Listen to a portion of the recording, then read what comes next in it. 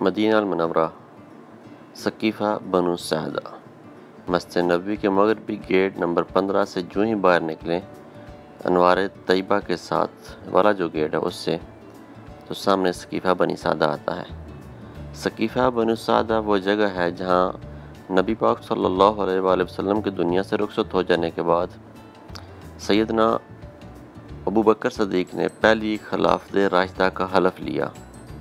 جب باقی صحابہ کرام رضوان اللہ اجمعین نبی پاک صلی اللہ علیہ وسلم کی تدفین میں مصروف تھے، مشغول تھے، تو کچھ مدینے کے قبائل میں یہ آواز زور پکڑنے لگ گئی کہ اس کے بعد مدینے کی خلافت کس کے پاس جائے گی۔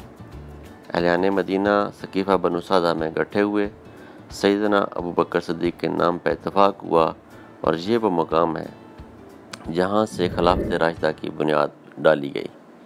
اس مقام پہ کھڑے ہو کر سیدنا ابو بکر صدیق نے ایک تاریخ ساز خطبہ ارشاد فرمایا، اور فرمایا کہ اے لوگو، تم جب مجھے پاؤ کہ میں نبی پاک صلی اللہ علیہ وسلم کے طریقے سے ہٹ گیا ہوں تو جہاں چاہو مجھے روک لینا۔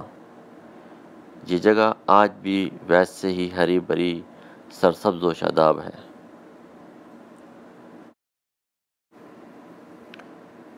جہاز مناز، مدینہ منورہ۔